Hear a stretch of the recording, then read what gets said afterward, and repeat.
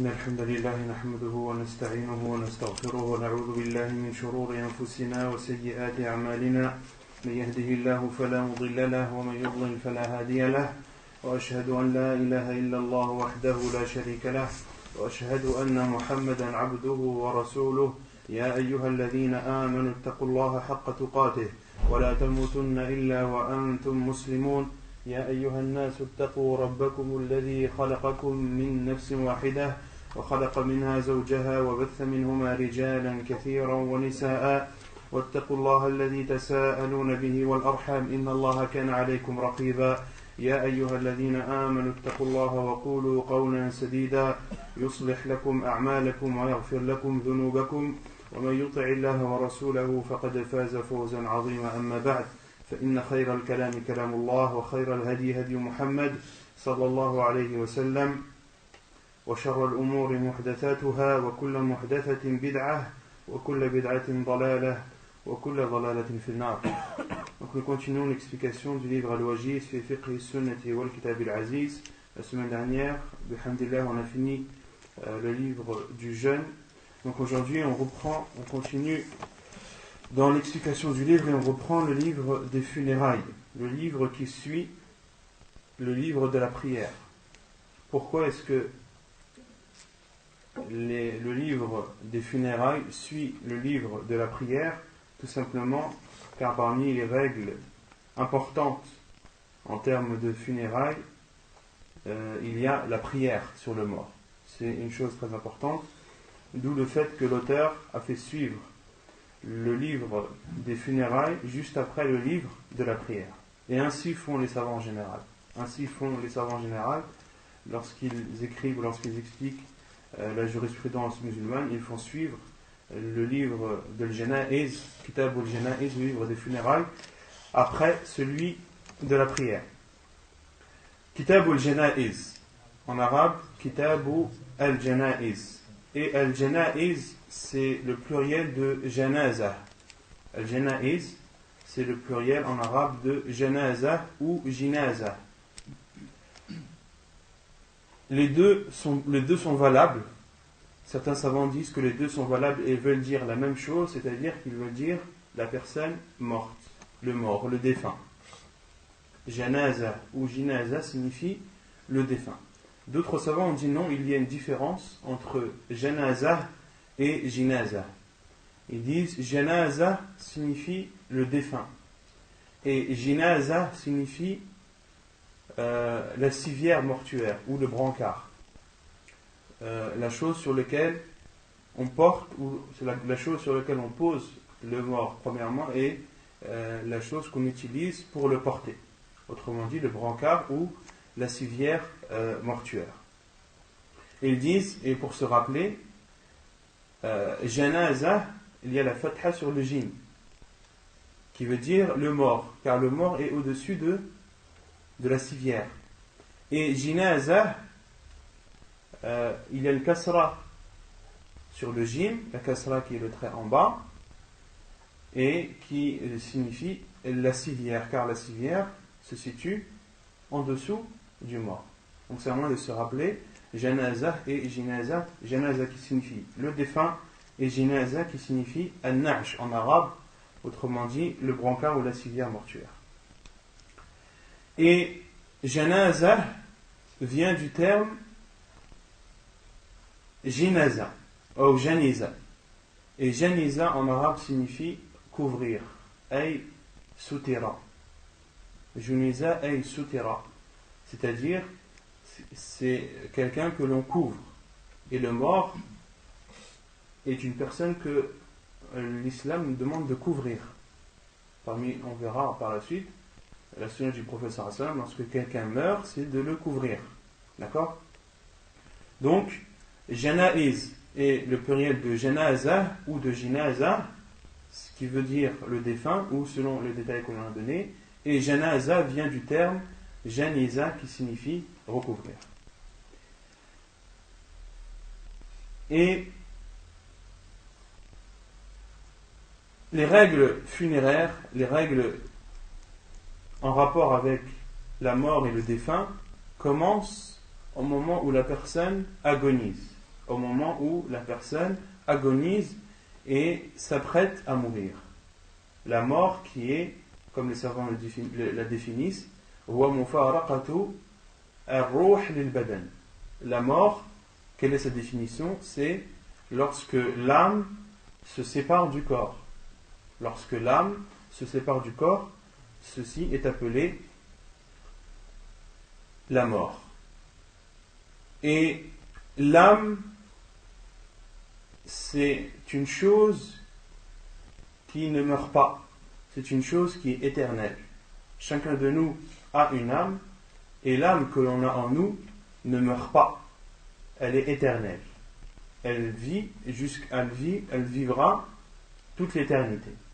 Quant au corps, le corps, lui, il est amené à mourir. Il est amené à se décomposer, il est amené à pourrir, entre guillemets. D'accord? Et l'âme, elle, comme je l'ai dit, est éternelle, ne meurt jamais. Le corps, certains corps meurent et se décomposent, d'autres non. Comme le corps des envoyés et des prophètes.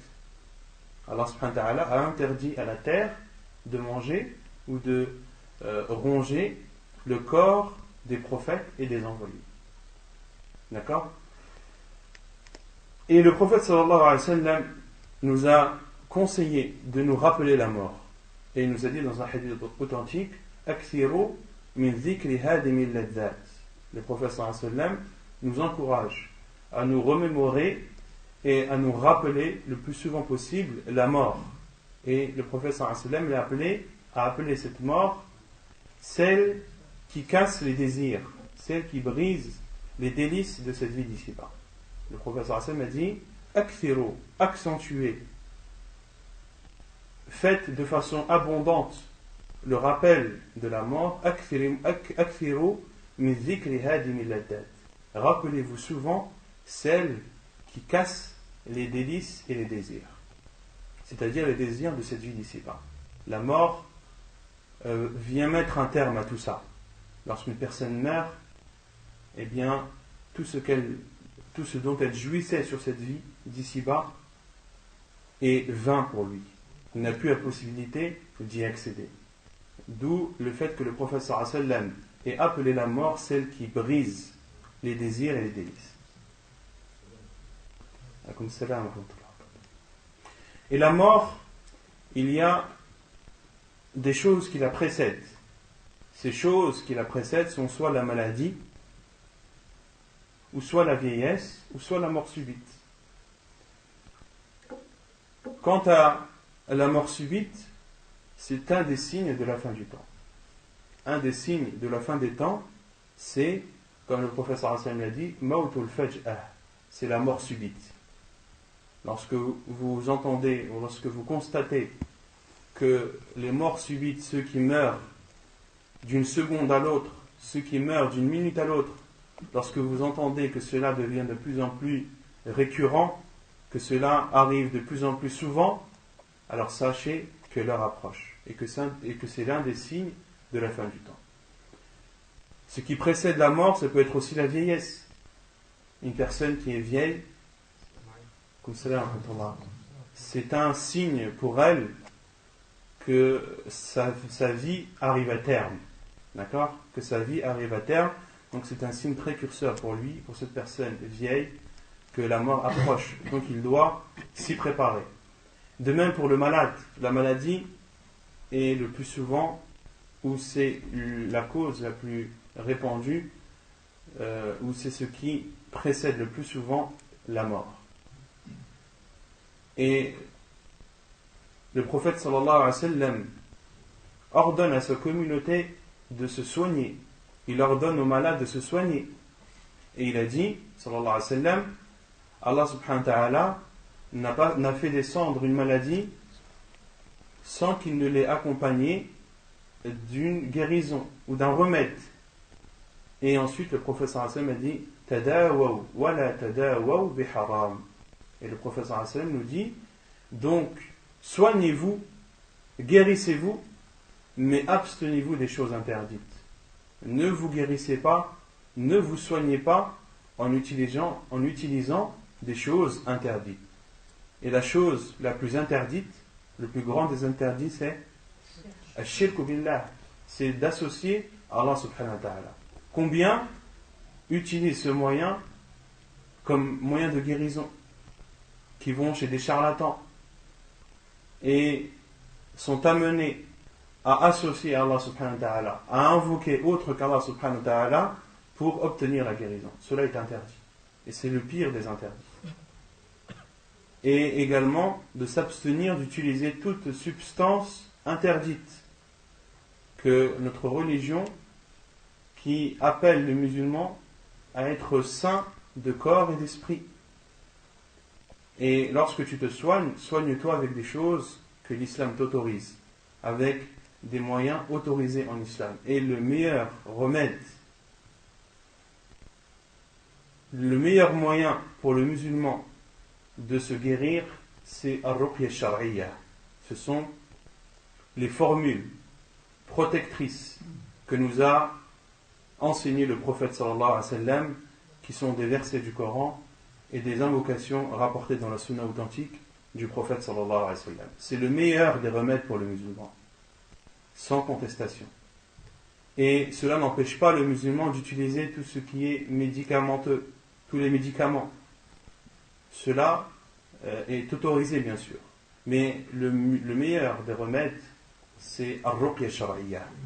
Et quant au fait de se soigner, sachez que de se soigner pour le malade peut être une obligation, ou peut être préférable, ou alors autorisé.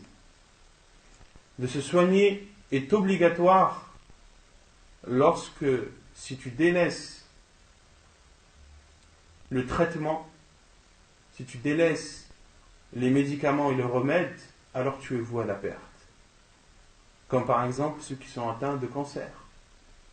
Celui qui ne se soigne pas d'un cancer, il est voué à la perte ou pas? Il est voué à la perte. Celui qui est atteint d'une tumeur, il doit soigner cette tumeur. C'est une obligation pour lui. Et s'il ne le fait pas, il est athim. S'il ne le fait pas, il est considéré comme désobéissant à Allah subhanahu wa ta'ala. Et le prophète sallallahu alayhi wa sallam a dit Tadawa wa ibadallah. Soignez-vous, ô serviteurs d'Allah.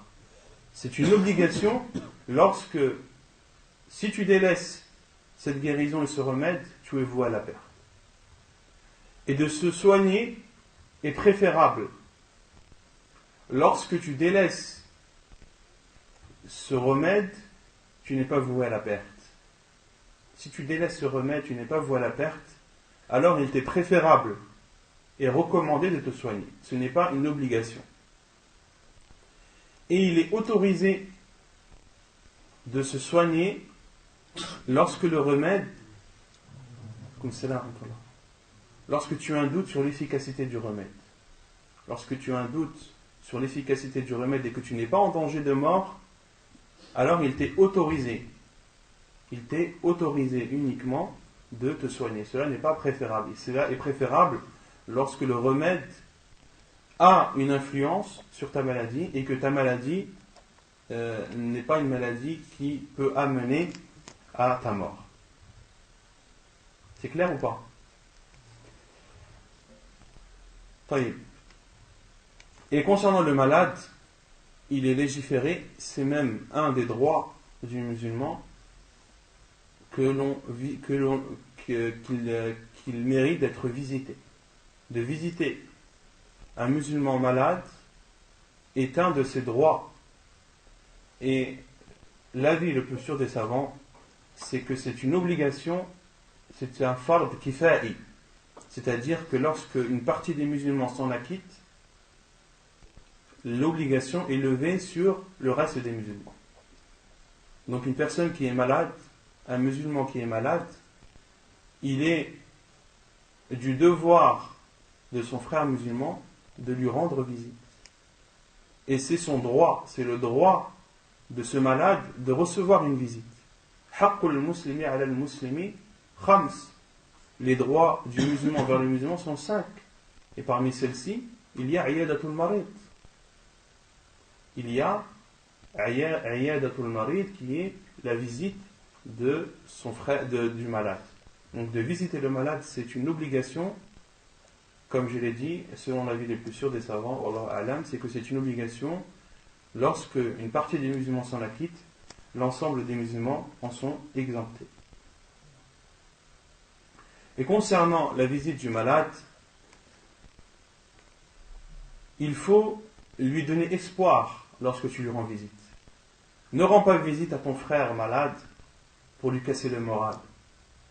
Si tu sais qu'il a un cancer, ne lui dis pas « Eh bien ça y est, c'est bientôt la fin ». Non. Ça, ce n'est pas un comportement à avoir lorsque tu rends visite à ton frère malade.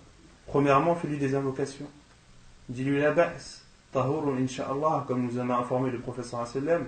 Dis il n'y a pas de mal et insha'Allah il y aura bientôt la guérison. Fais-lui espérer. Dis-lui qu'Allah subhanahu wa ta'ala ne délaisse pas ses serviteurs, qu'Allah subhanahu wa ta'ala exauce les invocations. Et dis-lui que insha'Allah très bientôt il ira mieux, il sera sur pied et qu'il aura la possibilité de revoir ses proches et sa famille. Donne-lui de l'espoir, réconforte-le.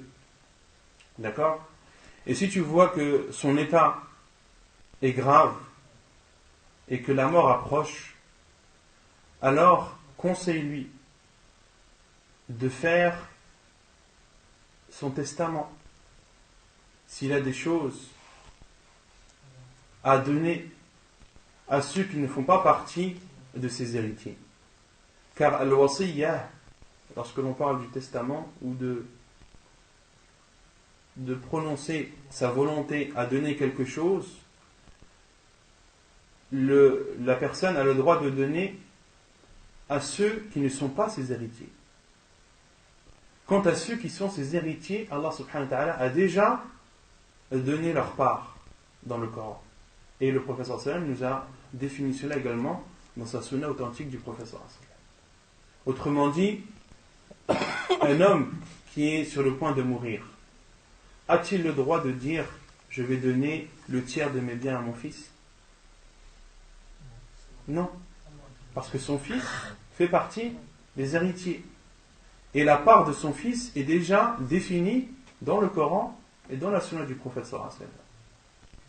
Mais la personne a le droit de dire « je veux donner, par exemple, le tiers de mes biens à telle personne que j'apprécie beaucoup, mais qui ne fait pas partie de ses héritiers. » D'où le hadith du prophète sallallahu alayhi wa sallam, la wasiyyata li warith, point de testament aux héritiers. Point de testament aux héritiers. Donc, si tu vois que la personne est gravement malade, alors conseille-la de faire son testament si elle ne l'a pas encore fait. Conseille-la de faire le repentir, de se repentir à Allah subhanahu wa ta'ala, de lui demander pardon, de lui demander sa miséricorde, de regretter tous les péchés qu'il aurait faits. Essaye de lui donner ses conseils de façon indirecte, pas de façon directe. Toujours en lui laissant cette lueur d'espoir, en lui laissant cet espoir, en lui disant Inch'Allah, tu iras bien, bi'idhnillah ta'ala, Allah subhanahu wa ta'ala est capable de toutes choses, Wallahu ala kulli shay'in qadir, Allah est capable de toutes choses. C'est une chose simple pour Allah subhanahu wa ta'ala d'accorder une guérison à son serviteur qui est gravement malade, et c'est une chose simple et facile à Allah subhanahu wa ta'ala de faire un miracle. De faire un miracle et de rendre une personne mourante, de la rendre en bonne santé d'une seconde à l'autre. وَلَيْسَ ذَلِكَ عَلَى اللَّهِ بِبَعِيدٍ.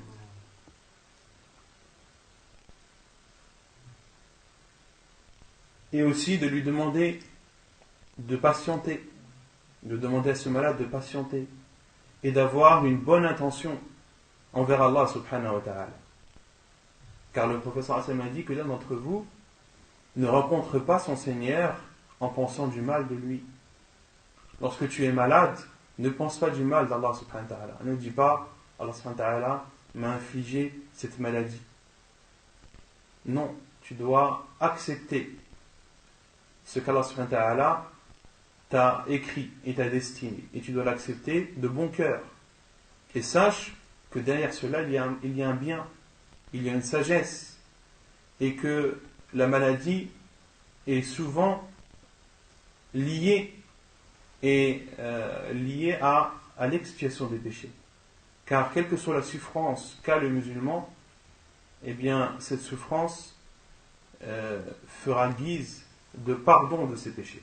Comme le prophète sallallahu alayhi wa sallam nous en a informé dans un hadith authentique, que l'épine qui touche un croyant est une cause ou est un moyen par lequel les péchés de ce croyant sont pardonnés.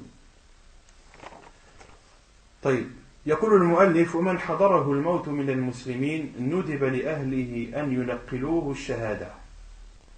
L'auteur dit, et celui parmi les musulmans pour qui la mort approche, il est alors recommandé à sa famille de lui faire répéter al-shahada, de lui faire répéter l'attestation qu'il n'y a de vraie divinité qu'Allah, de lui faire répéter la ilaha illallah. عن أبي سعيد الخدري قال قال رسول الله صلى الله عليه وسلم لقنوا موتاكم لا إله إلا الله حديث صحيح رواه مسلم وأبو داود. Selon Abu Sa'id al-Khudri radiyallahu anhu, il dit, le prophète sallallahu alayhi wa sallam a dit, faites répéter à vos morts la ilaha illallah. Faites répéter à vos morts la ilaha illallah. Wa talqin, c'est le fait de dire une chose pour que la personne le répète. Et il y a deux explications des savants sur le mot at-talqin. Certains savants disent c'est le fait de dire la ilaha illallah en présence du mort, en présence de celui qui agonise, qui n'est pas encore mort, mais de celui qui agonise, qui est sur le point de mourir, de dire à ses côtés la ilaha illallah, la ilaha illallah, la ilaha illallah, dans le but que cette personne répète et dise elle aussi la ilaha illallah. Et certains savants, comme Cheikh Al-Albani rahimahullah, ont dit non, il faut lui ordonner de dire la ilaha illallah, il faut lui dire dis la ilaha illallah. Ala kulli hal, que tu lui ordonnes ou que tu le dises, le but c'est que cette personne qui est sur le point de mourir dise la ilaha illallah. C'est le but. Et lorsque la personne dit la ilaha illallah, il faut essayer de la faire taire. Il faut déjà se taire, essayer de la faire taire pour ne plus qu'elle ne prononce d'autres paroles que celle-ci. Pour que sa parole la ilaha illallah soit la dernière qu'elle ait prononcée. Pourquoi ? وإنما أمر النبي صلى الله عليه وسلم بالتلقين رجاء أن يكون آخر كلام الميت لا إله إلا الله. Et le prophète sallallahu alayhi wa sallam, l'auteur dit, le prophète sallallahu alayhi wa sallam nous a ordonné de faire at-talqin, c'est-à-dire de dire la ilaha illallah, en espérant ceci, en espérant que ce soit la dernière parole qu'aura dite le mort, que la dernière parole qu'aura dite le défunt ou l'agonisant est la ilaha illallah. فعن معاذ بن جبل قال قال رسول الله صلى الله عليه وسلم من كان آخر كلامه لا إله إلا الله دخل الجنة حديث صحيح رواه أبو داود. Et selon Mu'adh ibn Jabal, le prophète sallallahu alayhi wa sallam a dit, celui dont la dernière parole est la ilaha illallah dakhal al-jannah, entrera au paradis. Celui dont la dernière parole est la ilaha illallah dakhal al-jannah, il entrera au paradis. Donc lorsque tu es en présence d'une personne qui agonise, le but c'est de lui faire dire la ilaha illallah et que cette parole soit la dernière qu'il prononce. S'il la prononce, fais en sorte qu'il se taise. S'il reparle et il dit une autre parole autre que la ilaha illallah, alors recommence le talqin. Recommence à lui faire répéter la ilaha illallah. Lorsqu'il l'a dit, fais en sorte qu'il se taise, et ainsi de suite. Le but, c'est que la ilaha illallah soit sa dernière parole, afin, inch'Allah ta'ala, qu'il entre au paradis. فإذا قضى وأسلم الروح فعليهم عدة أشياء. Et lorsque cette personne agonisante meurt et que son âme sort, alors il y a plusieurs choses à faire pour la famille de ce défunt ou pour ceux qui sont présents au moment de sa mort. أولا وثانيا أن يغمضوا أو أن يغمضوا عينيه ويدعو له. Premièrement et deuxièmement, c'est de lui fermer les yeux et d'invoquer pour lui. De lui fermer les yeux et d'invoquer pour lui. عن أم سلمة قالت دخل رسول الله صلى الله عليه وسلم على أبي سلمة وقد شق بصره فأغمضه ثم قال إن الروح إذا قبض تبعه البصر فضج الناس من أهله فقال لا تدعوا على أنفسكم إلا بخير فإن الملائكة يؤمنون على ما تقولون ثم قال اللهم اغفر لأبي سلمة وارفع درجته في المهديين واخلفه في عقبه في الغابرين واغفر لنا وله يا رب العالمين وافسح له في قبره ونور له فيه. حديث صحيح رواه أبو داود. Selon Salama radiyallahu anha, elle dit, le prophète sallallahu alayhi wa sallam est entré chez Abi Salama. Abi Salama qui est le mari de Salama radiyallahu anha. Et Salama qui est-elle? Une des femmes du prophète sallallahu alayhi wa sallam. Salama qui est une des mères des croyants et l'épouse du prophète sallallahu alayhi wa sallam. Le prophète sallallahu alayhi wa sallam l'a épousée par la suite. Il l'a épousée après la mort de son mari Abu Salama. Donc Salama dit, le prophète sallallahu alayhi wa sallam est entré chez Abi Salama وقد شق بصره, alors que ses yeux étaient grands ouverts, son regard était grand ouvert et était figé vers une direction, était figé vers une seule et même direction. فأغمضه, et le prophète sallallahu alayhi wa sallam a fermé ses yeux, lui a fermé les paupières. ثم قال, et il a dit, l'âme, lorsqu'elle est prise par les anges, tabi'ahu al-basar, le regard la suit. Lorsque les anges qui ont pour tâche de prendre l'âme de la personne la prennent, le regard suit l'âme. Pour cela que vous voyez des morts qui ont le regard vers le ciel, qui ont le regard vers une position haute ou élevée, car le regard suit l'âme. فَضَجَّ النَّاسُ مِنْ أَهْلِهِ, et des personnes parmi la famille de Abu Salama ont commencé à crier et à élever leur voix, car ils ont compris que c'était la fin. فَقَالَ, et le prophète sallallahu alayhi wa sallam leur a dit, لَا تَدْعُوا عَلَى أَنفُسِكُمْ إِلَّا بِخَيْرٍ, ne faites des invocations sur vos personnes qu'en bien, ne dites que du bien. فَإِنَّ الْمَلَائِكَةَ يُؤَمِّنُونَ عَلَى مَا تَقُولُونَ, car les anges disent Amin sur tout ce que vous dites. Les anges disent Amin sur tout ce que vous dites. Alors ne dites que du bien, ne dites pas de mal. Si celui qui est en présence d'une personne qui vient de mourir dit oh malheur à moi, eh bien sache que les anges vont dire Amin. Si tu dis que la malédiction d'Allah soit sur moi, eh bien les anges vont dire Amin. D'accord? Donc, lorsque tu assistes à la mort de quelqu'un, dans ce moment bien précis, ne dis que du bien. Et essaie de faire des invocations pour ce mort. Et utilise le ta'min des anges, le fait que les anges disent Amin, utilise cela pour le bien du défunt. Et ensuite, le prophète sallallahu alayhi wa sallam a fait une invocation à Abu Salama radiyallahu anhu. Il lui a dit Allahumma ghfir li Abi Salama, oh Allah, pardonne à Abu Salama, وَارْفَعْ دَرَجَتَهُ فِي الْمَهْدِيِّينَ. Et élève ses degrés parmi ceux que tu as guidés. Et al-Mahdiyin, ce sont ceux qu'Allah subhanahu wa ta'ala a comblés de bienfaits.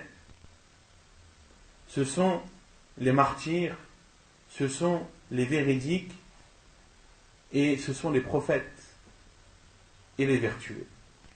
هم الذين أنعم الله عليهم من النبيين والصديقين والشهداء والصالحين. وَخْلُفُهُ فِي عَقِبِهِ فِي الْغَابِرِينَ. Et ensuite le prophète sallallahu alayhi wa sallam a dit, et accorde-lui un successeur parmi ceux qui restent. Min al-ghabirin, c'est-à-dire ceux qui restent, c'est-à-dire ceux qui sont vivants. Et ghabir veut dire rester.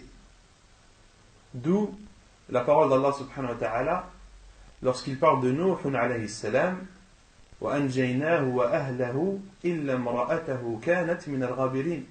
Et nous l'avons épargné, lui et sa famille, sauf sa femme. كَانَتْ مِنَ الْغَابِرِينَ. Car elle fait partie de ceux qui restent, c'est-à-dire de ceux qui restent et qui subissent le châtiment d'Allah subhanahu wa ta'ala.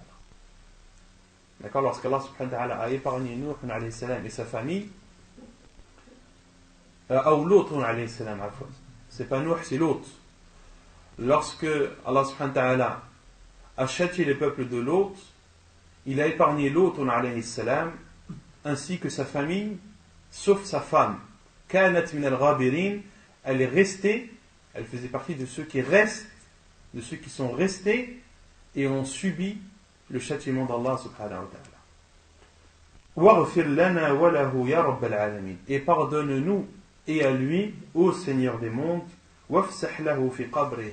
Et élargis sa tombe, fasse que sa tombe soit large et vaste. وَنَوِّرْ لَهُ فِيهِ. Et illumine-le dans sa tombe. Illumine-le dans sa tombe qui est la tombe qui est des ténèbres, qui sont des ténèbres. Et c'est une invocation bénéfique du prophète sallallahu alayhi wa sallam. Et les invocations du prophète alayhi wa sallam sont exaucées, sans aucun doute. Et Allah subhanahu wa ta'ala a exaucé les invocations du prophète sallallahu alayhi wa sallam.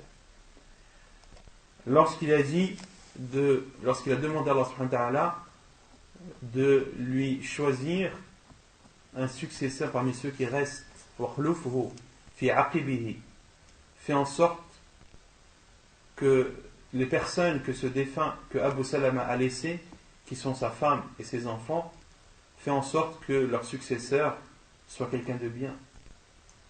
Et le prophète sallallahu alayhi wa sallam, qu'a-t-il donné à Abu Salama radiyallahu anhu comme successeur? Il lui a donné le prophète sallallahu alayhi wa sallam. Allah subhanahu wa ta'ala a donné comme successeur à Abu Salama dans sa famille et ses biens, il lui a donné qui?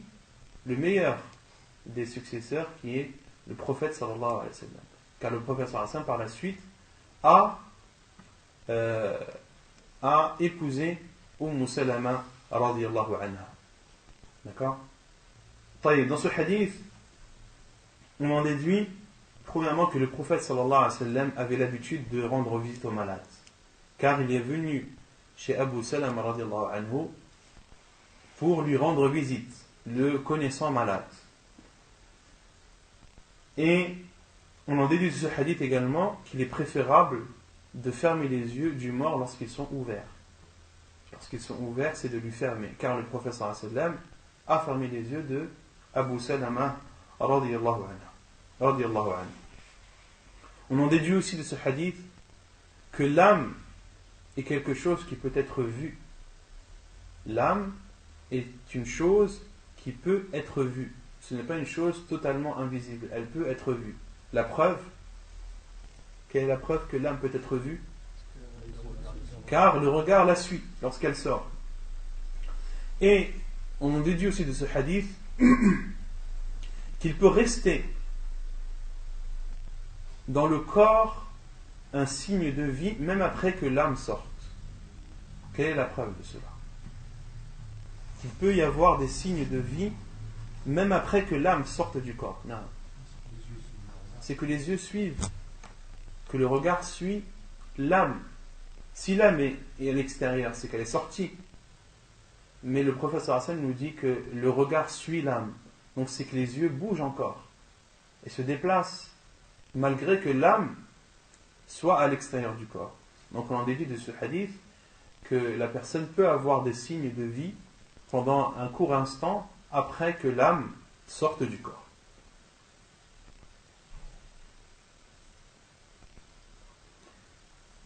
Et on en déduit de ce hadith également que l'on doit invoquer qu'en bien.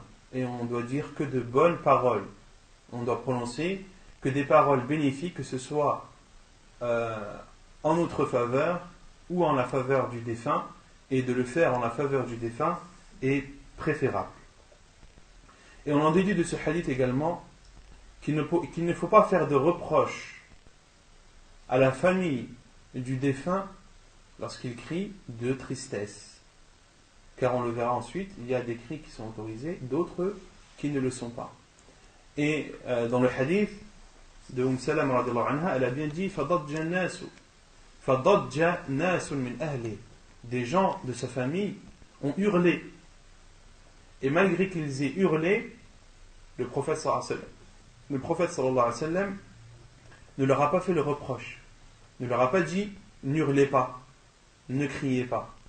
Il leur a seulement dit la tad'u ala anfusikum illa bi khayr. Ne dites ou n'invoquez sur vos personnes, sur vous-même, qu'en bien. D'accord? Donc on en déduit de ce hadith que lorsque tu assistes à la mort de quelqu'un et que sa famille, des membres de sa famille, haussent la voix, crient de tristesse, ne leur fais pas de reproches, laisse-les, car c'est un moment difficile pour eux.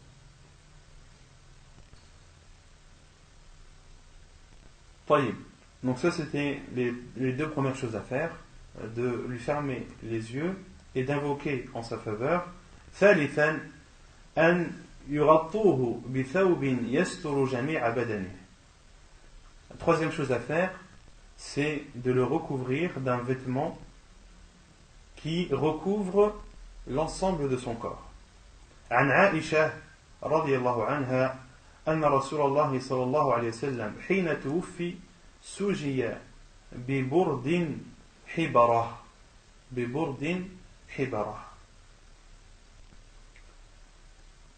La preuve est le hadith de Aïcha radiallahu anha qui dit que le prophète sallallahu alayhi wa sallam, lorsqu'il est décédé, il a été recouvert d'un vêtement biburdin. Et al-burd,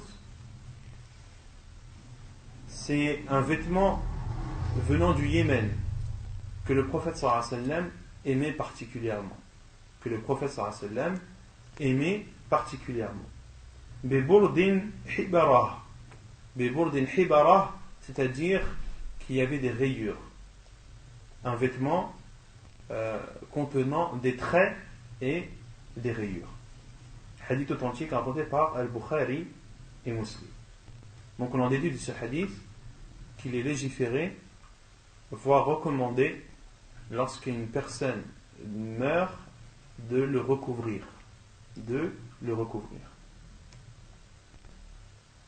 Et on peut déduire de ce hadith,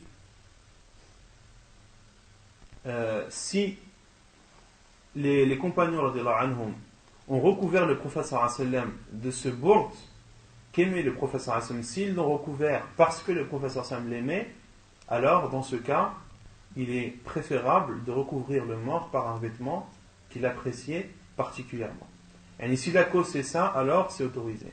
Mais Allahu a'lam, je ne pourrais pas vous dire si c'était vraiment la cause ou pas. Ala kulli hal, il est autorisé de recouvrir le mort d'un vêtement qu'il apprécie ou qu'il n'apprécie pas. Ce n'est pas une condition de le recouvrir d'un vêtement qu'il appréciait durant son vivant.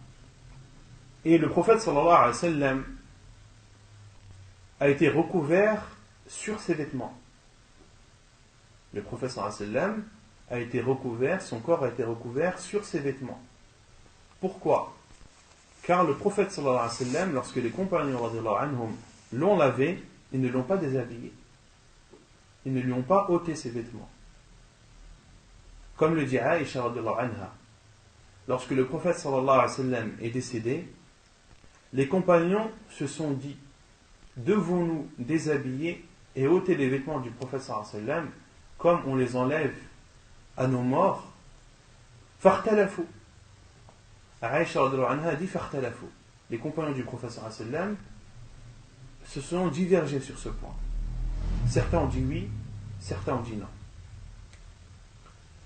Et Allah subhanahu wa ta'ala a fait en sorte que les compagnons radiyallahu anhum soient pris de sommeil.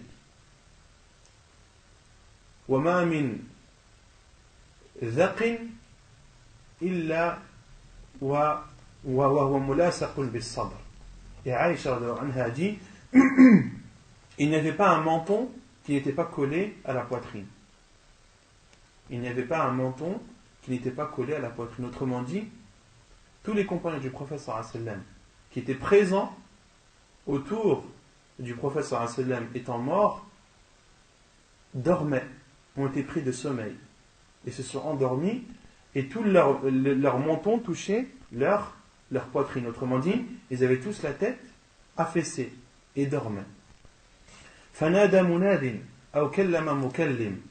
Et là, un appeleur a appelé et a dit, et l'appel provenait, comme le dit Aïcha radhiyallahu anha, du mort, c'est-à-dire du prophète sallallahu alayhi wa sallam. La voix provenait, la direction était la direction du mort. Ça ne veut pas dire que c'était le prophète sallallahu alayhi wa sallam, mais c'était un ange qui a appelé. Et les compagnons radhiyallahu anhum m'ont dit, on ne savait pas qui c'était. فَنَادَى مُنَادٍ أَوْ كَلَّمَ مُكَلِّمٍ أَنْ يَغْسِلُوا النَّبِيَّ صلى الله عليه وسلم في ثيابه. Et cette voix a dit, lavez Muhammad, ou lavez le prophète sallallahu alayhi wa sallam dans ses vêtements. Et les compagnons radhiyallahu anhum se sont alors levés et ont lavé le prophète sallallahu alayhi wa sallam sur ses vêtements. On versait de l'eau sur son qamis, فَصَبُّوا الْمَاءَ عَلَى قَمِيصِهِ فَدَلَّكُوهُ. Et ils ont essuyé le corps du prophète sallallahu alayhi wa sallam sur le qamis et versé de l'eau. Et Aïcha radhiyallahu anha dit, لو استدبرت من أمري أو لو استقبلت من أمري ما استدبرت لما غسله إلا نساؤه. Et Aïcha radhiyallahu anha dit, si j'avais su tardivement ce que je ne connaissais pas au début, alors n'aurait lavé le prophète sallallahu alayhi wa sallam que ses femmes. Car Aïcha radhiyallahu anha s'est rappelé de la parole du prophète sallallahu alayhi wa sallam lorsqu'il lui a dit: Ô Aïcha, n'aimerais-tu pas, si tu meurs avant moi, que je te lave et que je te mette al-kafan et que je te mette le linceul? Aïcha radhiyallahu anha s'est rappelé cette parole du prophète sallallahu alayhi wa sallam, mais après que les compagnons radhiyallahu anhum ont lavé le prophète sallallahu alayhi wa sallam. Et elle a dit, si je m'étais souvenu de cela avant, alors n'aurait lavé le prophète sallallahu alayhi wa sallam que ses femmes. N'aurait lavé le prophète sallallahu alayhi wa sallam que ses femmes, et le fait de lui ôter ses vêtements, ce sujet-là ne serait plus un sujet de divergence, car ce seraient ses femmes qui l'auraient lavé sallallahu alayhi wa sallam. Et il y a d'autres défunts qu'il nous est interdit de déshabiller, qui sont ceux qui sont en état de ihram. Une personne qui est en état de sacralisation, que ce soit pendant la umrah ou pendant le hajj, il doit être enterré comme il est. On ne doit ni le parfumer, ni lui couvrir sa tête. On ne doit ni le parfumer, ni lui couvrir sa tête, car au temps du prophète sallallahu alayhi wa sallam, un homme est tombé de sa chamelle, yawm arafah, fasaqata famat. Il est tombé et est décédé sur le coup. Et le prophète sallallahu alayhi wa sallam a interdit qu'on le parfume, ni qu'on lui couvre sa tête, et a dit فَإِنَّهُ يُبْعَثُ يَوْمَ الْقِيَامَةِ مُلَبِّيًا, et il sera ressuscité le jour du jugement en faisant la talbiya, qui est de dire labbaik Allahumma labbaik, labbaik la sharika lak labbaik, innal hamda wal ni'mata laka wal mulk la sharika lak. رابعا أن يجعلوه أن يعجلوا بتجهيزه وإخراجه. Quatrièmement, de se précipiter à le préparer et à le sortir. عن أبي هريرة أن النبي صلى الله عليه وسلم قال أسرعوا بالجنازة فإن تك صالحة فخير تقدمونها عليه وإن تكن غير ذلك فشر تضعونه عن رقابكم. حديث متفق عليه. Selon Abu Huraira, le prophète sallallahu alayhi wa sallam a dit: précipitez-vous quant aux funérailles. فَإِن تَكُ صَالِحًا, si cette personne, si le défunt était une personne vertueuse, فَخَيْرٌ تُقَدِّمُونَهُ عَلَيْهِ, c'est alors un bien que vous lui apporterez et que vous lui donnerez. وَإِن تَكُ غَيْرَ ذَلِكَ, et si ce défunt, cette personne défunte, n'était pas une personne vertueuse et pieuse, فَشَرٌ تَضَعُونَهُ عَنْ رِقَابِكُمْ, c'est alors un mal que vous enlevez de vos épaules. C'est un mal alors que vous enlevez de vos épaules. Hadith authentique rapporté par Al-Bukhari et Muslim. Et lorsque le prophète sallallahu alayhi wa sallam a dit Asri'u bil janazah, précipitez-vous quant aux funérailles, le terme janaza ici signifie à la fois de le laver, de le parfumer, de lui mettre son linceul et de s'empresser à l'enterrer. Cela signifie, le terme janaza signifie tout cela en même temps. Et le fait de se précipiter lorsque le mort a été lavé et lorsqu'il a été mis dans son linceul, il est de la sunna du prophète sallallahu alayhi wa sallam, lorsqu'on amène ce défunt au cimetière, de presser le pas. De presser le pas à condition que cela ne porte pas atteinte aux morts, aux défunts.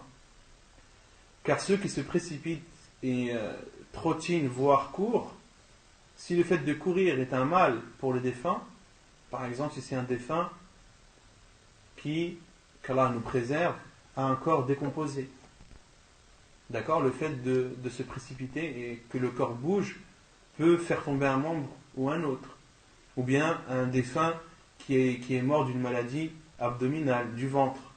Le fait de se précipiter, de trop se précipiter, pourrait faire sortir des choses du corps de ce défunt. Là-bas, c'est de se précipiter, de presser le pas, mais si cela porte atteinte au défunt, alors il faut y aller de façon normale. Pourquoi se précipiter? Car le prophète sallallahu alayhi wa sallam a dit, car si cette personne qui est décédée est une personne pieuse et vertueuse, alors c'est un bien que vous lui apportez. Plus tôt il sera dans sa tombe, et plus tôt il sera heureux. Et si elle n'est pas ainsi, si cette personne morte n'est pas ainsi, alors c'est un mal duquel vous vous débarrasserez.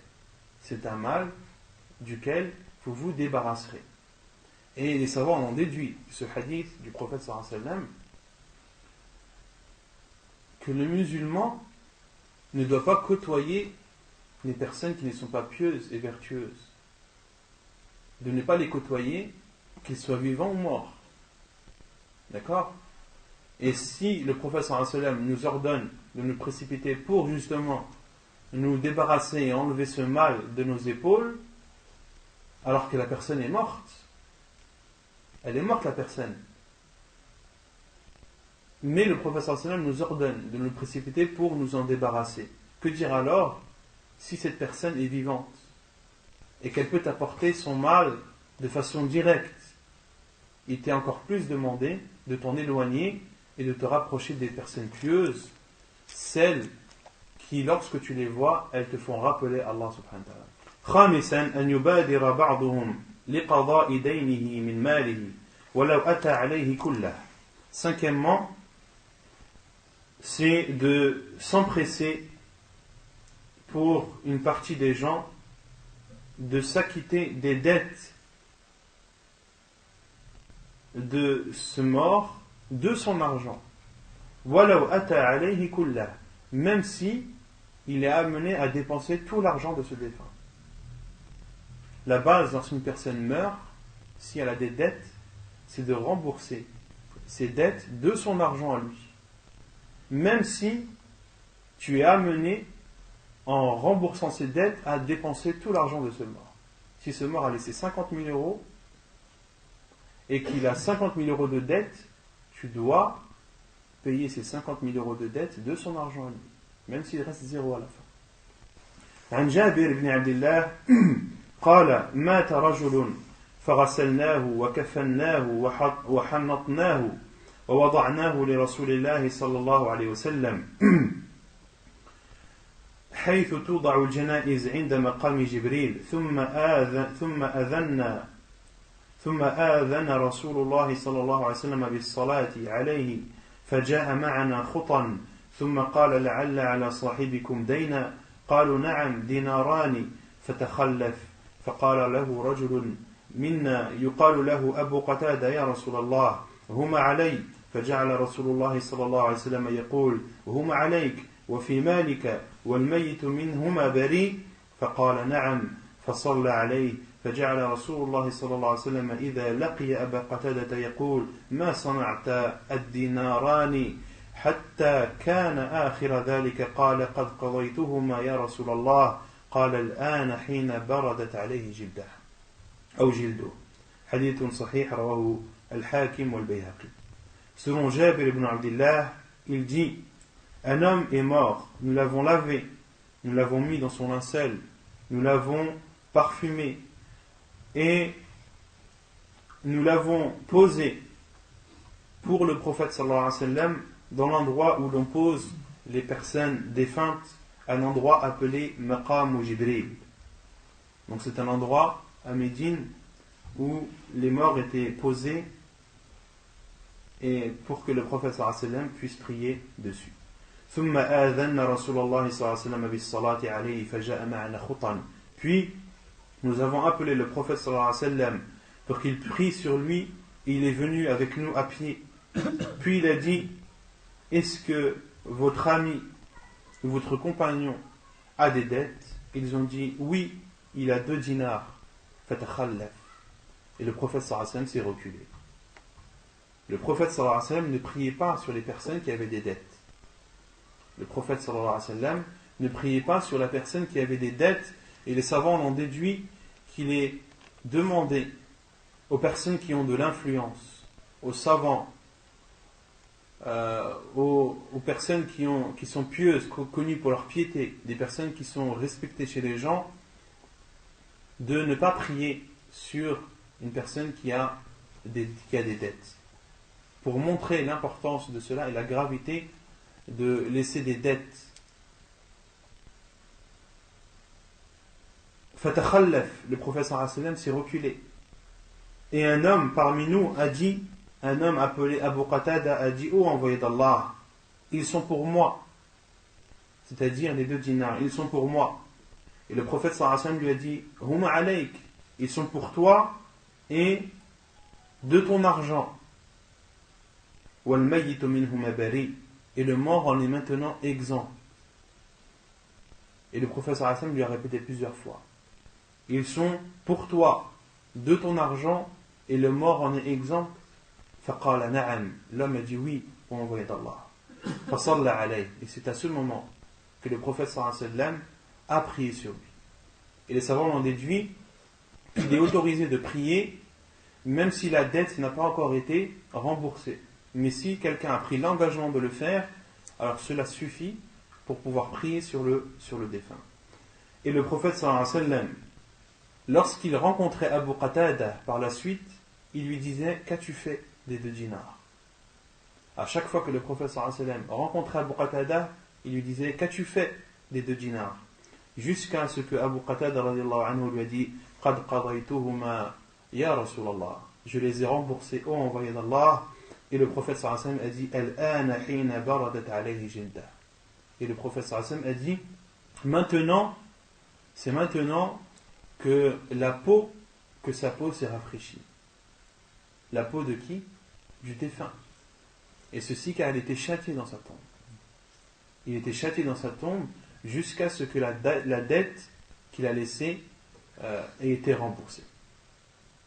D'accord? Donc cela montre bien l'importance et la gravité de laisser des dettes pour celui bien sûr qui a la possibilité de les rembourser.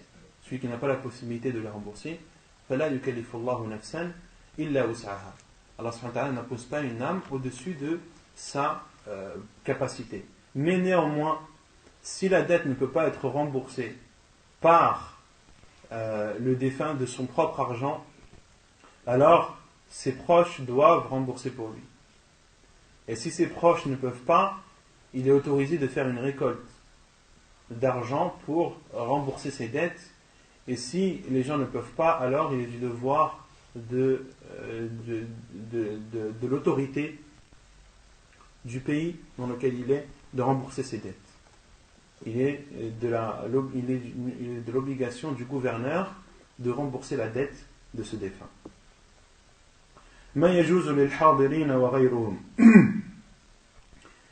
Qu'est-il autorisé à faire à ceux qui sont présents et aux autres? ويجوز لهم كشف وجه الميت وتقبيله والبكاء عليه 3 أيام. Il est autorisé à ceux qui sont présents, qui sont en présence d'un défunt, de découvrir le visage du mort et de l'embrasser et de pleurer sur lui 3 jours.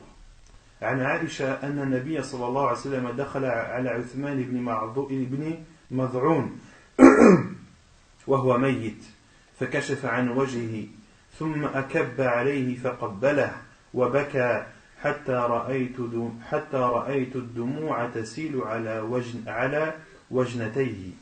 حديث صحيح رواه ابن ماجه وأبو داود والترمذي. Selon Aïcha radiallahu anha, le prophète sallallahu alayhi wa sallam est rentré chez Uthman ibn Mad'un. Uthman ibn Mad'un étant mort, étant défunt. Et le prophète sallallahu alayhi wa sallam a découvert son visage et a penché sa tête faqabbala et l'a embrassé. Wa baka, et le prophète sallallahu alayhi wa sallam a pleuré. Jusqu'à ce que j'ai vu ses larmes couler sur ses joues. Sallallahu alayhi wa sallam. Hadith authentique apporté par Ibn Majah, Abu Daoud et At-Tirmidhi. Et Uthman ibn Mad'un, c'était le frère du prophète sallallahu alayhi wa sallam, son frère de lait. Et c'est un compagnon du prophète sallallahu alayhi wa sallam qui a fait les 2 hijras. Il a fait les 2 immigrations. La première vers Al-Habasha, l'Abyssinie, et la deuxième vers Médine.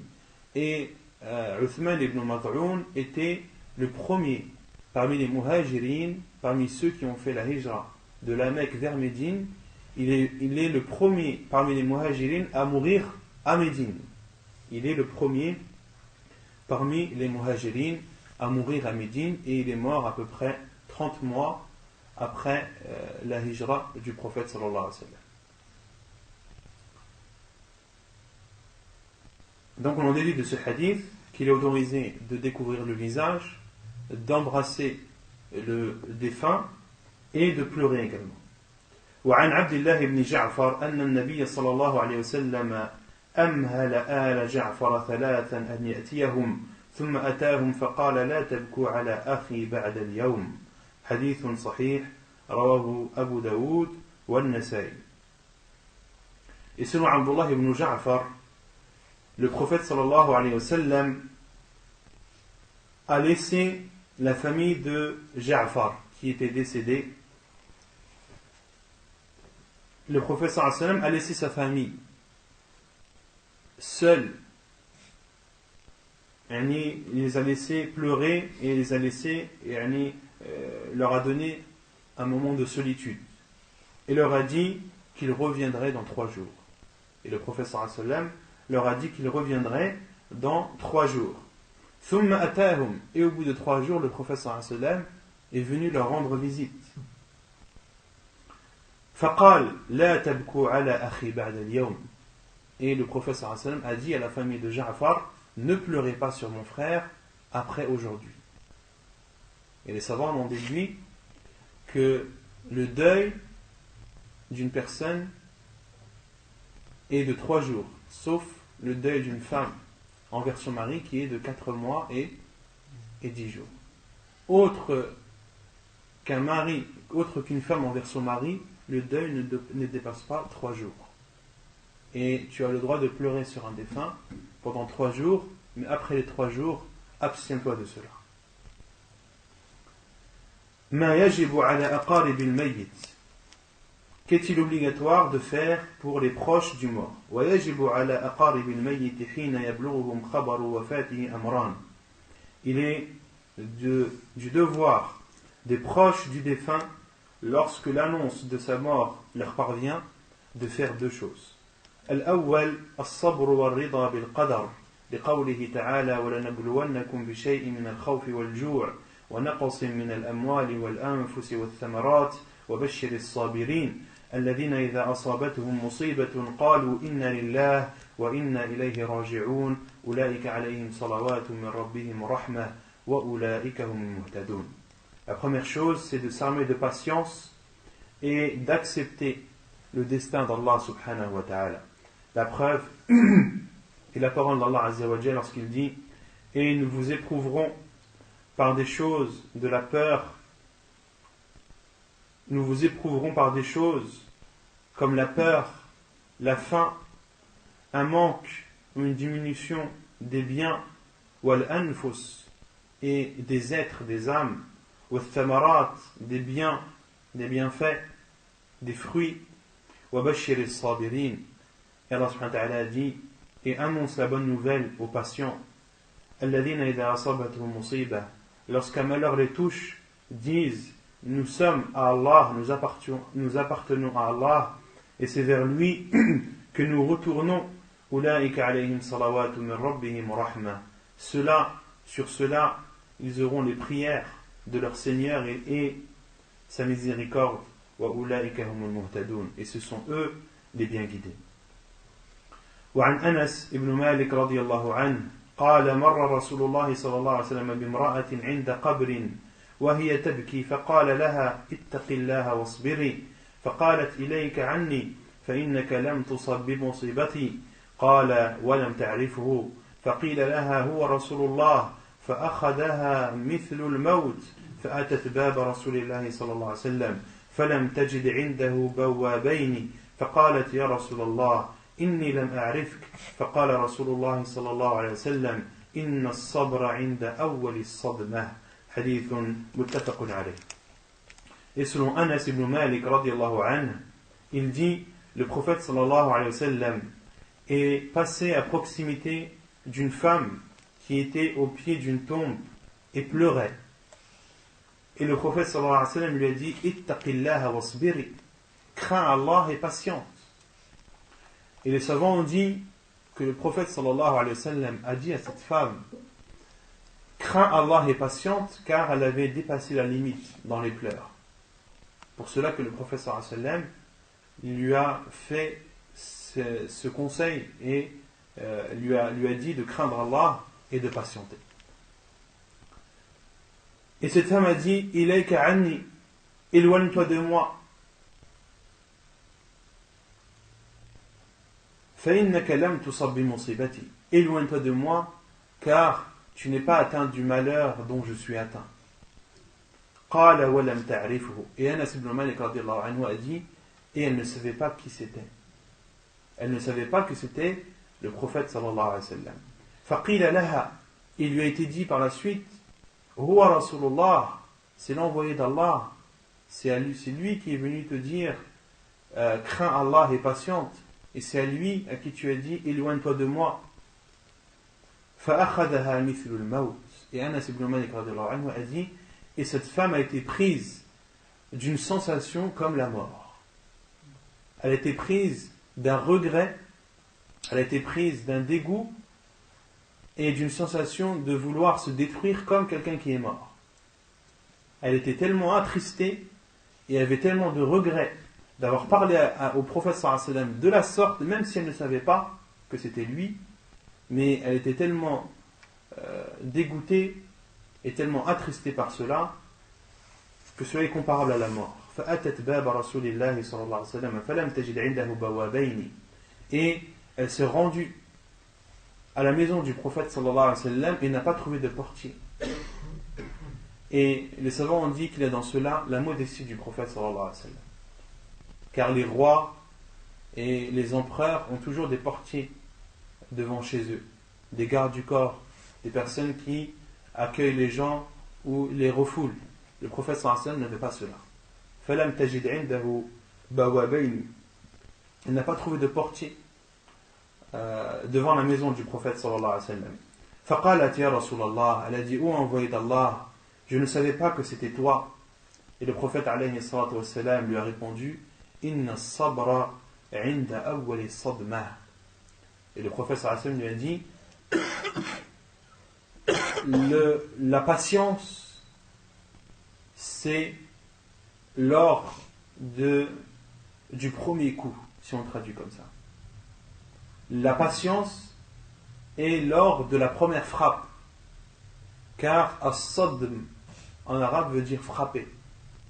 Et le prophète sallallahu alayhi wa sallam voulait dire par là que la patience qui est récompensée, c'est la patience dont fait preuve la personne lorsqu'on lui annonce une mauvaise nouvelle. Lorsqu'on lui annonce la mort de quelqu'un et qu'à ce moment-là, bien précis, au moment où il a reçu ce coup, au moment où il a reçu cette claque, c'est là où il patiente. Et c'est le moment le plus difficile à patienter. Et c'est à ce moment-là que la récompense que la patience est la plus récompensée. Et c'est de cette patience-là qu'Allah subhanahu wa ta'ala parle lorsqu'il dit wa bashir as-sabirin, et annonce la nouvelle aux patients. Car les savants disent, car après, tout le monde patiente. Après, tout le monde patiente. Mais c'est en général, dans les premiers instants qui suivent l'annonce d'une mort, que l'on voit les gens dans tous leurs états. Certains crient, certains se frappent, certains, etc., etc. C'est dans ces moments bien précis, juste après l'annonce de la mort de quelqu'un de proche, que la patience est la plus récompensée. وَالصَّبْرُ عَلَى وَفَاةِ الْأَوْلَادِ أَجْرٌ عَظِيمٌ. Et dans la patience de patienter sur la mort des enfants a une récompense énorme. عن أبي سعيد الخدري أن النساء قلن للنبي صلى الله عليه وسلم اجعل لنا يوما فوعظهن وقال أيما امرأة مات لها 3 من الولد كانوا لها حجابا من النار قالت امرأة 2 قال 2 حديث متفق عليه. Selon Abu Sa'id al-Khudri radiyallahu anhu, des femmes ont dit au prophète sallallahu alayhi wa sallam, accorde-nous un jour. فَوَعَظَهُنْ. Et le prophète sallallahu alayhi wa sallam leur a fait une exhortation ce jour-là. Il leur a dit, toute femme dont 3 de ses enfants meurent, ils seront pour elle un voile et une protection contre l'enfer. Et une femme a dit, et 2 ont envoyé d'Allah. Il a dit, et 2. Autrement dit, si 2 enfants meurent et que la personne patiente, eh bien ces enfants seront une protection, une barrière, un écran contre l'enfer. Et dans ce hadith d'Abu Sa'id al-Khudri rapporté par Al-Bukhari et Muslim, des femmes sont venues voir le prophète sallallahu alayhi wa sallam et lui ont demandé de leur accorder un jour dans lequel le prophète sallallahu alayhi wa sallam les exhorterait, leur enseignerait la religion. Et beaucoup utilisent ce hadith pour justifier le fait qu'il est autorisé à un homme d'enseigner à une femme. Dans ce hadith, il n'y a pas de preuve sur cela. Tout d'abord, comment oser se comparer au prophète sallallahu alayhi wa sallam? Le prophète sallallahu alayhi wa sallam qui est ma'soum. Le prophète sallallahu alayhi wa sallam, il est épargné de toute erreur. Il est protégé. Et lorsqu'il parle, sa parole est révélation. D'accord? Donc, comment te comparer toi à un humain ordinaire, un humain qui n'est pas protégé, un humain qui a ses passions, ses envies? Comment te comparer au prophète sallallahu alayhi wa sallam? Premièrement. Ensuite, certains disent que le prophète sallallahu alayhi wa sallam accordait un jour dans la semaine où il enseignait aux femmes. Dans ce hadith, il n'y a aucune preuve que le prophète sallallahu alayhi wa sallam accordait un jour par semaine. Et pourquoi ces personnes disent cela? Pour se justifier le fait qu'il est autorisé à un homme d'enseigner à une femme et que cela soit répétitif. D'accord? Ils utilisent ça pour se dire qu'on a le droit d'enseigner, j'ai le droit d'enseigner aux femmes une fois par semaine, et que cela dure toute l'année. Dans ce hadith, les femmes ont dit au prophète sallallahu alayhi wa sallam de lui accorder quoi? Un jour. Et dans d'autres versions, le prophète sallallahu alayhi wa sallam leur avait donné rendez-vous dans la maison de l'une d'elles. D'accord? Et le prophète sallallahu alayhi wa sallam leur a fait une exhortation sur az-zakat, etc., sur des choses propres aux femmes, et entre autres, il leur a annoncé ce hadith qui est sans aucun doute une bonne nouvelle. Et nos savants, à notre époque, alhamdulillah, condamnent cela. Et n'autorisent pas à un homme d'enseigner à une femme sans obstacle. N'autorisent pas à un homme d'enseigner à une femme sans obstacle. Cheikh al-Albani, rahimahullah, a même été questionné. Est-ce qu'un homme aveugle a le droit d'enseigner aux femmes? Et Cheikh al-Albani, rahimahullah, a dit Hal huwa ma'soum? Est-ce qu'il est préservé? Non, donc non. Et Cheikh Ibn Baz, rahimahullah, l'interdit aussi. Cheikh Ibn Uthaymin, rahimahullah, l'interdit aussi. Ils disent que cela est une ouverture aux tentations. Est une ouverture aux tentations, et que en islam, l'islam nous enseigne et nous apprend à éloigner le plus possible les hommes des femmes. Le prophète sallallahu alayhi wa sallam n'a-t-il pas dit que le meilleur des rangs pour les femmes c'est le dernier, et le pire c'est le premier, celui qui est le plus proche des hommes, dans une adoration qui est la meilleure des adorations pratiques? La meilleure des adorations pratiques, c'est quoi? C'est la prière. Et dans cette prière, le prophète sallallahu alayhi wa sallam nous enseigne et nous conseille, nous ordonne et nous dirige, et dirige les femmes en particulier, de s'éloigner le plus possible des hommes. Et le meilleur des rangs pour les hommes, c'est le premier, et le pire, c'est le dernier. D'accord? Donc l'islam nous apprend toujours à éloigner les hommes des femmes autant que possible. Et un homme enseigne aux hommes et une femme enseigne aux femmes. De même que Cheikh Ibn Baz rahimahullah a été questionné, est-ce qu'il est autorisé à un homme d'enseigner à des petites? Il a dit le mieux c'est que ce soit une femme qui enseigne aux petites filles et que ce soit un homme qui enseigne aux petits garçons. C'est la base. Et là on parle de fait d'enseigner sans obstacle, que l'homme soit en face des femmes sans qu'il n'y ait de choses les séparant. À partir du moment où il y a un obstacle les séparant, cela est autorisé. On parle de donner des cours directement, de visu face à face, qu'un homme donne des cours à une femme ou qu'une femme donne des cours à un homme. Donc dans ce hadith, il n'y a aucune preuve de cela, et alhamdulillah, la fatwa des savants à notre époque est claire sur ce sujet. Elle est claire sur ce sujet. Sans oublier bien sûr toutes les conséquences que cela a, surtout si c'est un jeune qui enseigne à des jeunes, tout ce que cela peut entraîner et tout ce que cela a entraîné.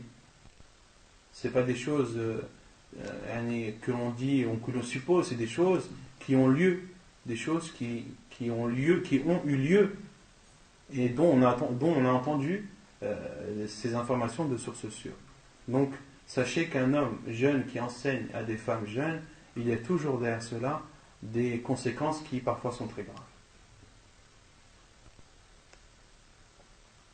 Donc le prophète sallallahu alayhi wa sallam a dit Ayyuma mra'atin, toute femme dont 3 de ses enfants meurent, ils seront pour elle un écran, une protection contre l'enfer. Et ce hadith n'est pas propre aux femmes. Le prophète sallallahu alayhi wa sallam a dit toute femme qui a perdu 3 enfants, le prophète sallallahu alayhi wa sallam a parlé des femmes car il parlait aux femmes. Et ce n'est pas un jugement propre aux femmes, mais il est aussi étendu à l'homme. Et la preuve, c'est un autre hadith du prophète sallallahu alayhi wa sallam, un hadith authentifié par Cheikh Al-Albani rahimahullah, où il dit même une muslimain, il n'y a pas 2 musulmans qui ont perdu 3 de leurs enfants qui n'ont pas atteint l'âge de la puberté, illa adkhalahumullah, sans qu'Allah subhanahu wa ta'ala ne les entre, eux et ses parents, eux et leurs parents, al-jannah bifadli rahmatih. Alors le prophète sallallahu alayhi wa sallam a dit il n'y a pas 2 musulmans, c'est-à-dire un homme et sa femme, qui ont perdu 3 de leurs enfants, qui n'ont pas atteint l'âge de la puberté, sans qu'Allah subhanahu wa ta'ala ne fasse entrer ses enfants et ses parents en haut paradis, et ceci par sa miséricorde. D'accord? Donc dans ce hadith, il est clair qu'il englobe à la fois l'homme comme la femme. Et on déduit de ce deuxième hadith que ceci concerne les enfants qui n'ont pas atteint l'âge de la puberté. Quant à ceux qui ont atteint l'âge de la puberté, le hadith n'entre pas en compte dans cela, comme le disent les savants, rahimahullah.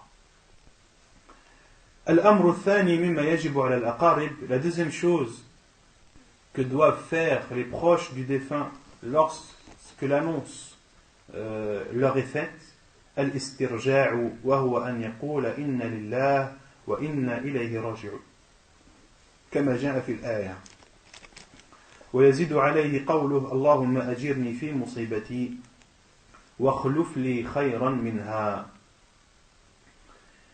Donc, la deuxième chose à faire, obligatoirement, c'est de faire al-istirja'. Al-istirja' qui signifie de dire inna lillah wa inna ilayhi raji'un. Nous appartenons à Allah et c'est vers lui que nous retournons.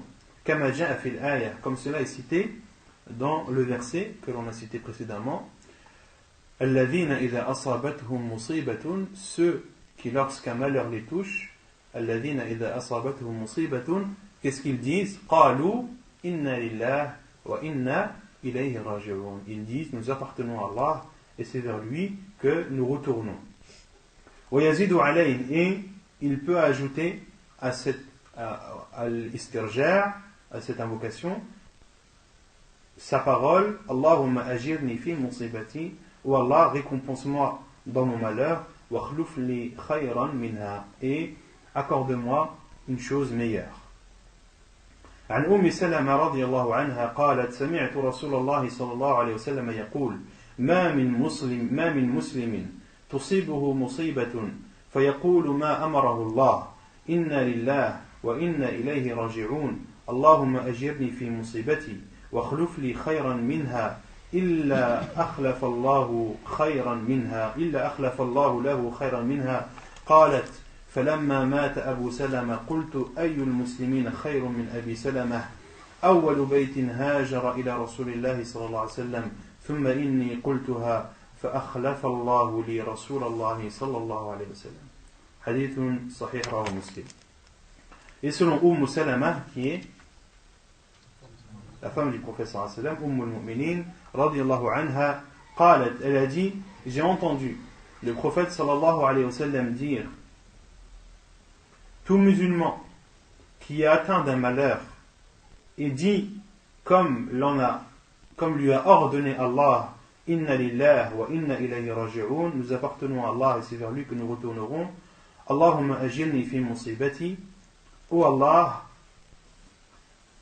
récompense-moi dans mon malheur, وَاخْلُفْ لِي خَيْرًا مِنْهَا, et accorde-moi un successeur meilleur, إِلَّا أَخْلَفَ اللَّهُ لَهُ خَيْرًا مِنْهَا, sans qu'Allah subhanahu wa ta'ala ne lui accorde un successeur meilleur.